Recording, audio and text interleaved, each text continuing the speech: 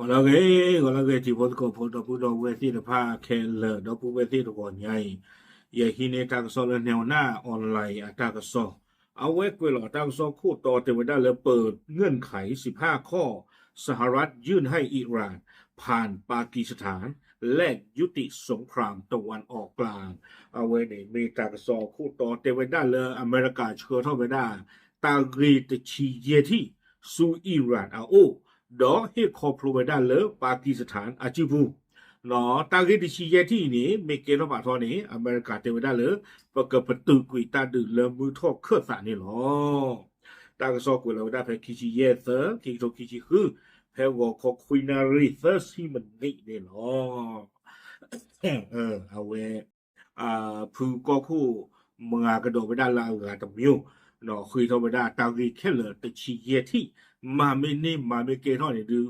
ตาดูลอมาตาดูปตุกุนี่หรอตากซอกวยสุมิญาเทวดาคีเยเตคีโตคีชิคือที่คือก็กาตากซอนี่เดปาพลาทอเวดาเทวดาเลปาคูดูโนทอคีกะอเวอตาปาพลามอเนาะปาพลาเวดาเลเทวดาอเมริกานี่เชื้อทอเวดาตากิเคเลตชิเยที่สุอิรานเนาะดิตะเดกับปตุกุเวดาตาดูตายาลาเกทอเวดาตาเลมือทอกเครือตะนี่หรอดอเชื้อทอเวดาตบลอใหญ่นี่เด้ปว่าเลเกเวดาเครือสะแล้วก็คีเบเบอร์เจอนี่เด้เมเวดาปากีสถานเนาะตาเลปากีสถานเนี่ยเวปาพลาทอ3ลาปูกุยนี่เด้เตเวดาเลตากดูที่โลซื้อเลอิหร่านดออเมริกาก็คีเบนี่วิบลอนี่เด้ตากเกเวดาเครือสะปว่าเกลฮูเกลโพตานี่หรอตาเกตากโลดิชีเจที่เนี่ยดูป้าคือเวดากโลคลิมโนตากีป้าคือซิโกเวดาดอนิวเคลียร์อากีเนาะวิบลอนี่เดป้าคือซิโกดอฮอร์มุชเนาะตาลออีตะตอนนี้อากีอักโลซิโกเนาะ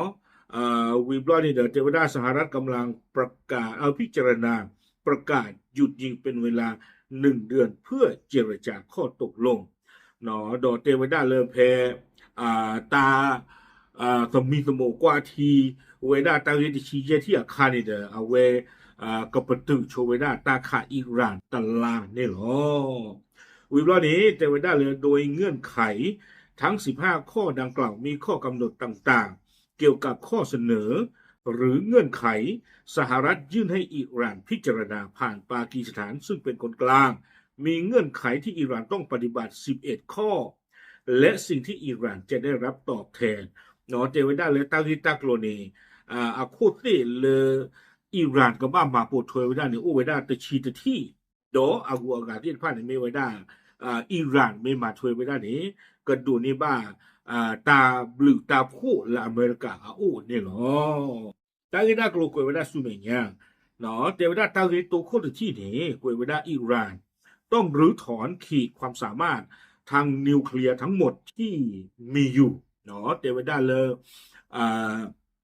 อิหร่านนี่ก็บ้าถือกุยมาลอมมากุยเวดา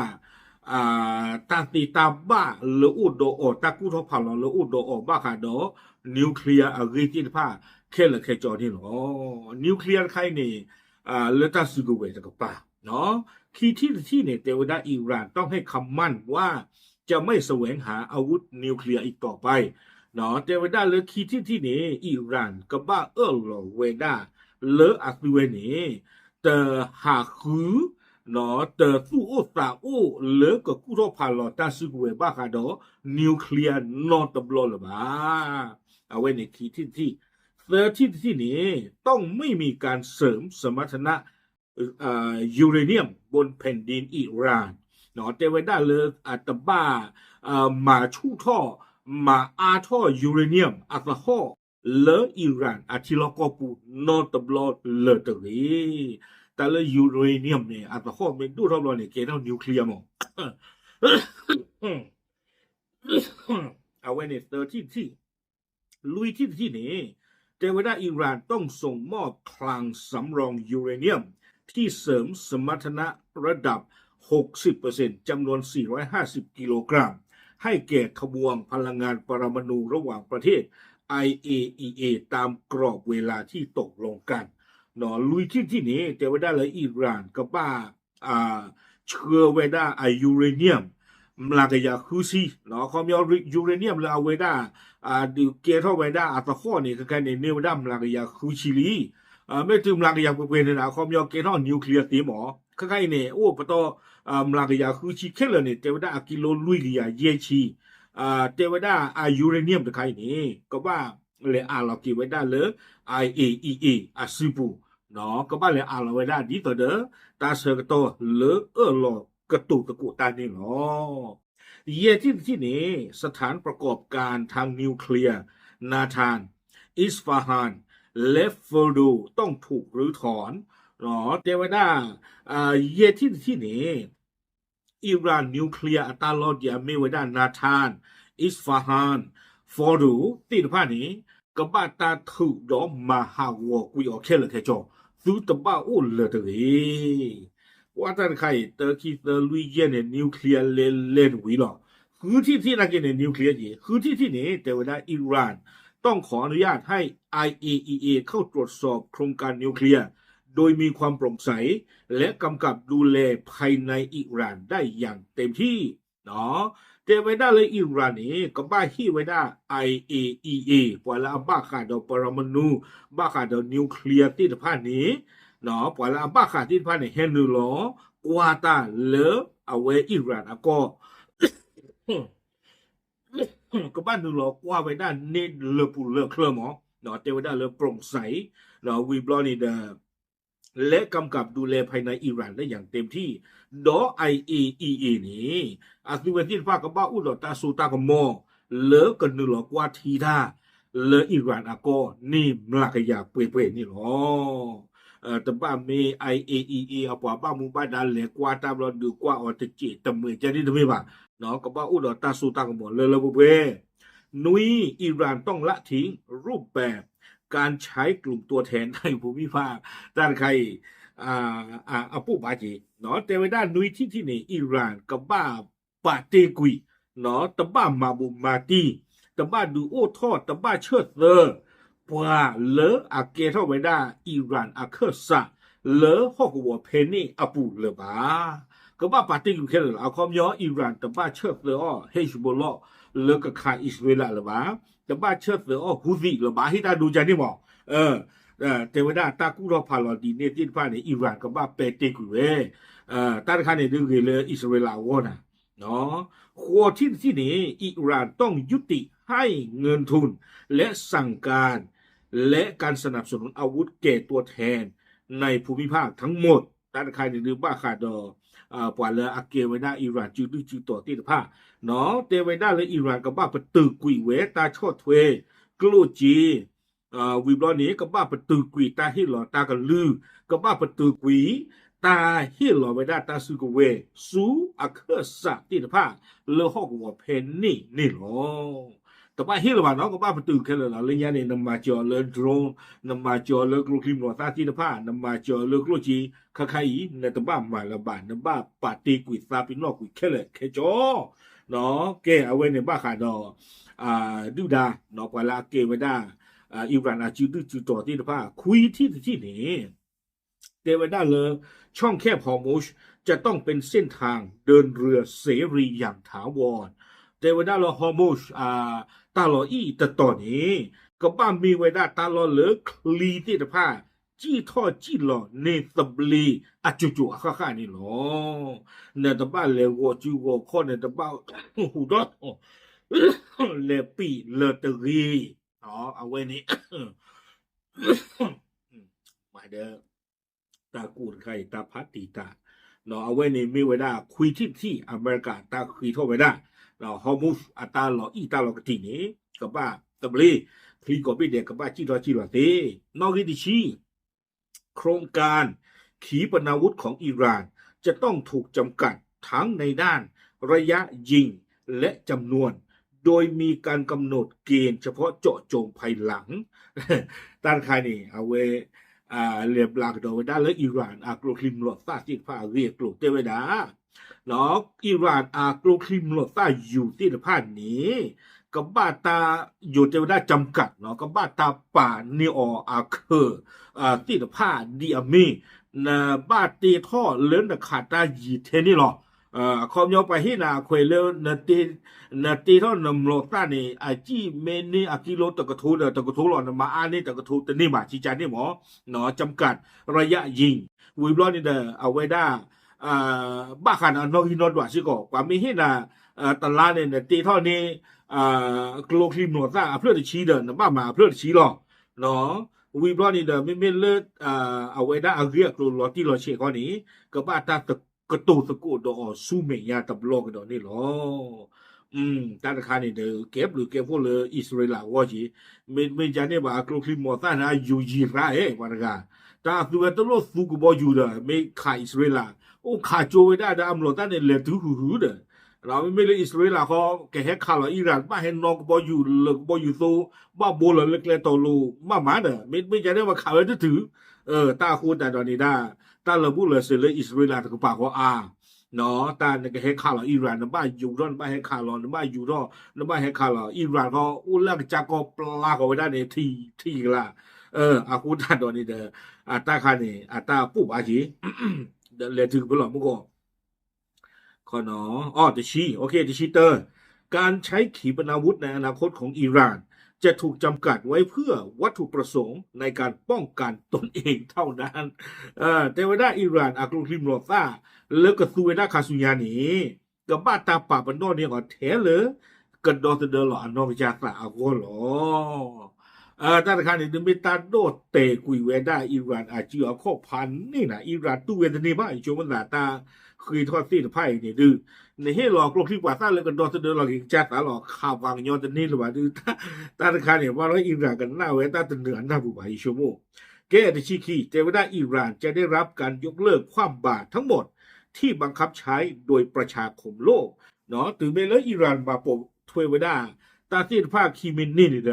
ก็เยี่ยมเนาะอเมริกาดอกก็เซอร์พูดที่ภาพบอยคอตค่ะไว้ได้อิหร่านนี้กับบาตาthe boycott อะไรบ้าจิจานี่หมอกับบาตา cancel กุยออก cancel นี่หรอตาคานี่เก็บหรืออิหร่านเอาก่อนอิหร่านนี่โลกบ้าได้เลยกว่ากับ cancel นี่กุยออกบ้ามแต่เลยชาตูบ้าชาหื้อชาปลาชาสบลีนี่บ้าเนาะอากูแต่ตอนนี้เทคโนโลยีบ้าค่ะดอตาเลทอมดึมดาอิหร่านมาตนี่เนาะมีว่าปีกาคู่คิลจอแต่ชิปเทวดาสหรัฐจะให้ความช่วยเหลืออิหร่านในการพัฒนานิวเคลียร์พลเรือนรวมถึงการผลิตกระแสไฟฟ้าที่โรงไฟฟ้านิวเคลียร์บูชีซึ่งเป็นโรงไฟฟ้านิวเคลียร์แห่งแรกและแห่งเดียวของอิหร่านนอตเทวดาและอเมริกาเกิดชอดเทเวดาอิหร่านบ้าคาดอนิวเคลียร์เลิกกับซูเวดาเลปว่ากำเรือก็เนาะนิวเคลียร์ใครนี่ไม่ว่าได้ลอมมีตะกปาแต่ไม่เลยตาจิวเวตะกปาบ้าเนาะอากูตาตอนนี้เทวดารอชอตานิวเคลียร์อัลลอฮ์แล้วก็เวดามีบูชีตั้งแต่ตอนนี้ไม่ว่าได้ลอมมีและซูเวดานิวเคลียร์อัสโคเทตะขาเลอิหร่านอากอปูนี่หรอเอาไว้นี่เลปว่าอิหร่านกำเนิดที่ภาคกสูบ้ามิอุภาชาเลลอมิและซูเวดานิวเคลียร์อัสโคนี่หรอท่านคาในอเมริกาเตวตังก็ชอดถวยนะแต่ชิลุยนี้จะมีการยกเลิกกลไก snapback ซึ่งเป็นมาตรการที่เปิดทางให้กลับมาคว่ำบาตรโดยอัตโนมัติทันทีหากอิหร่านละเมิดข้อตกลงเพื่อสร้างความมั่นใจให้กับการทำข้อตกลงครั้งนี้แต่ชิลุยนี้เตเวดาเลยเพอิหร่านเมตมาโปทเวตาลอบาติดภาแต่ที่ละนี้ตาเควตายาโอเลปัวเลยเอาบอยคอตที่อิหร่านที่ภานี้เกเฮกีบอยคอตก็ดออิหร่านซีไว้ได้แต่ที่ก่อนนี่หรอตาคานี่เรือคอมยอนละมากันมานี่เนาะละไม่มากันมานี่ดูตาเควตายาเลยปัวก็ยากันได้กันได้เช่ๆโอ้ไว้ได้นี่หรออากาเตอร์ที่ชี้เย่แต่ว่าน่าจะเป็นเรื่องของการกระทำข้อตกลงและความเข้าใจร่วมกันเพิ่มเติมในประเด็นด้านความมั่นคงและสถานการณ์ในภูมิภาคระหว่างภาคีทุกฝ่ายด้านคานี่เตวดาเลยกำมาตะโกไปด้านตาลอกนอดอตานาเปตะโกบ้าขาดอตาเกตาเกลเลฮอกวเพนนี่ที่ตะผ้า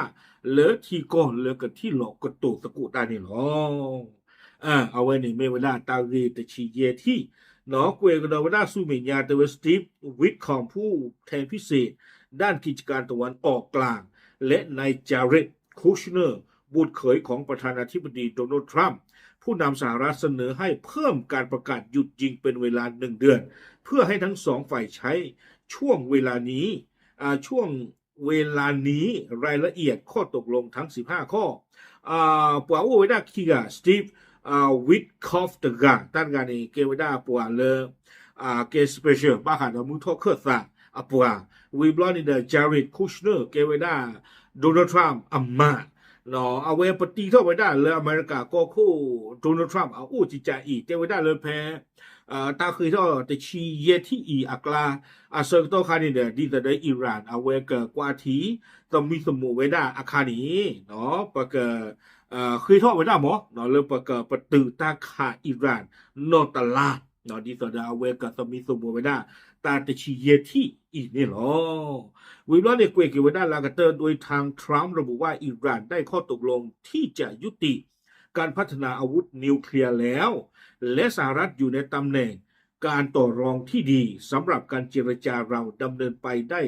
เร็วกว่ากำหนดพวกเขาไม่มีกองทัพอากาศหรือระบบป้องกันขีปนาวุธการยิงขีปนาวุธส่วนใหญ่ของเขาเราสกัดกั้นได้แล้วนอลากเตอร์นี่เด้อเมริกาก็คู่โดนัลด์ทรัมป์เจอไว้ได้เลยอิหร่านนี่ดือหลอกไว้ได้หมอตกลงที่จะยุติการพัฒนาอาวุธนิวเคลียร์แล้วหลอกไว้ได้ตะปะตอลีเนาะบ้าค่ะเดี๋ยวนิวเคลียร์ตาซิเวนี่ดือแต่เวตาตมีมอปลอซอลบ้าดอตะคาลิเจเนาะโดนัลด์ทรัมป์เจอไว้ได้แล้วใครขอไว้ได้อเมริกาก็นี่เด้อปูเลอัลลอปาลีเลตากระตูสกุตะบลอญาอีนี่เนาะอาคูตาดอนี้ปะตาเตอร์ป้อนี่ตานะเลกันเลทอนเลทออัตะคลิมาบ้ามนึคูตาเลเตเวดาอันนก็นี่อิหร่านก็บ้ากรอลอเวดาหมอเตเวใครๆว่าอิหร่านนี่ตาอาทิซื้อตัวละบากะลีซื้อตัวละบาเตเวดาโอเนี่ยคนสุโคซื้อน่ะตาจิกเวอัมโลซามดึมตาติปาปะคาฮาวัวกุยตาตาคนลีนากรอกเหลือทค่าๆคอยเนาะอาคูตาดอนนี่นะกรอกลิมตาลาคาโพรเวติปานี่ปะคาเปกัวตาเลตาเบอร์ตอนนี้ล็อกกุยไว้ได้กุยสิก่อนนี่หรอตากะซอนี่กุยไว้ได้ตึงเพนนี่เนาะโอเคเอาไว้นี่เด้อเมไว้ได้ตาคือฉีเยที่บาขอกว้างได้ดอกเมอิหร่านกันหน้าไว้ได้เมตากันเหนือบ้านนาเจียเนาะโอเคปราบลานดุสิยาติพลโกโพเทลตาบลือ